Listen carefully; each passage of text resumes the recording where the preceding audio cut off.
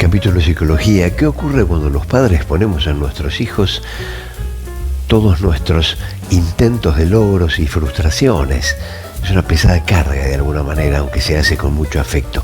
Charla sobre psicología con el licenciado Germán Rothstein. Gracias, hermano, una vez más por acompañarme. Gracias a vos, Félix, por la invitación. Es interesantísimo tu último escrito vinculado a los deseos de los chicos y a las aptitudes. ¿Qué ocurre cuando un chico realmente se destaca? ¿Cómo reaccionan los padres? Eso me pareció interesante. Bueno, ese es el inicio del escrito, justamente, ¿no? Que abordo lo siguiente. Cuando un niño o adolescente empieza a descollar o a destacar en algún aspecto, en alguna habilidad, los padres muchas veces empiezan a poner en él aquellos logros frustrados propios. Claro. O sea, aquellas frustraciones las ponen en el hijo como sobreexigiéndolo. Correcto. Que triunfe lo que ellos no pudieron triunfar. Bien, es algo así como quiero ver en vos completarme. Exactamente. Es decir, yo como padre aparece un poco más allá del deseo de padre a hijo, que naturalmente siempre es un beneficio, porque uno dice quiero lo mejor para mi hijo, pero también aparece allí una especie de en vos quiero completarme, pero sigo pensando en mí.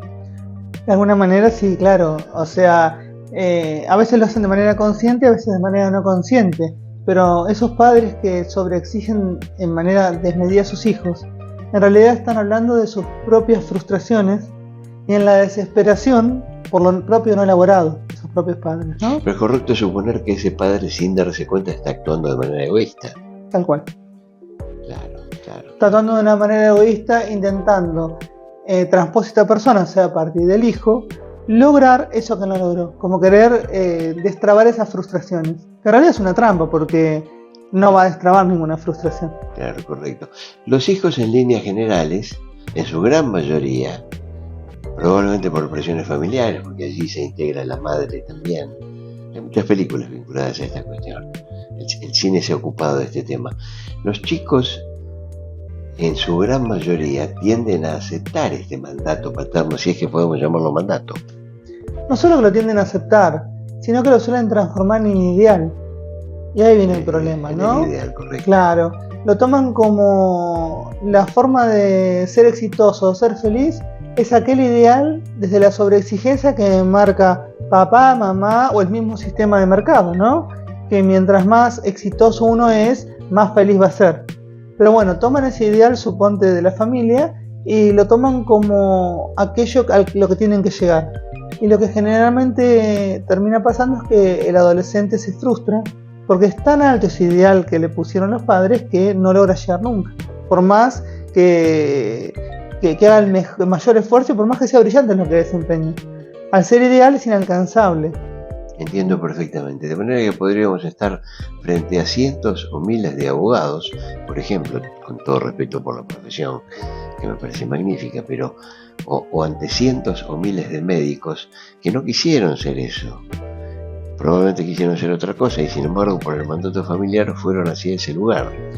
Suele suceder que hay muchas personas que trabajan de una profesión sin disfrutar de la misma, porque lo hicieron para satisfacer el deseo de un otro y no el propio, ¿sí? Son esas personas que tienen un peso gigante al ir a trabajar, que se quejan, que dicen algo así como otra vez lo mismo de trabajar. No hay nada más en la vida que la rutina diaria.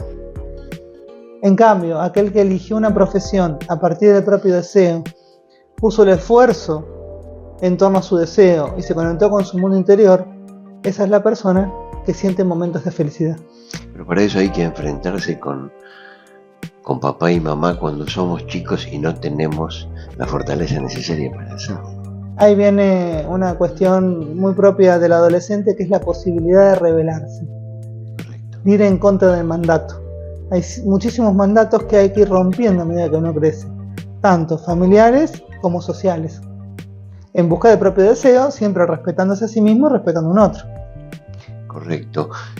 Germán, por último, agradeciéndote muchísimo este recito, es una referencia en tu escrito a Revista Noticias a Freddie Mercury. ¿Cómo podemos aplicar esto en este contexto?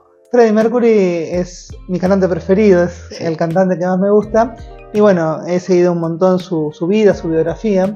Y él alcanzó un éxito gigante, realmente merecido, porque un prodigio de la música, un gran cantante. Y él tiene una frase que es algo así, dice como: es terrible, más allá de las palabras, cuando tienes todo y has logrado todo y sin embargo te sientes terriblemente solo. ¿Qué significa esto? Que muchas veces, por más que uno haya tenido un logro en relación a su deseo, la diferencia de ser un genio en algo que uno hace que por un excesivo reconocimiento uno quede solo, porque llegando tan alto uno queda por fuera de la media de la sociedad y es muy difícil tener pares cuando uno está tan alto. Caso Maradona, por ejemplo, Diego Maradona le pasó muy parecido, ¿sí? Terminan afectados, terminan con patologías severas. Terminan muy afectados, terminan con excesos, terminan en desbordes, desde adicciones, desde autoagresiones, porque suben tan alto y se siente tan solo arriba, que es muy difícil sobrellevar ese éxito en tanta soledad. Germán Rothstein, licenciado en Psicología, es un gusto como siempre conversar contigo. Nos reencontramos. Claro que sí, muchas gracias, Félix.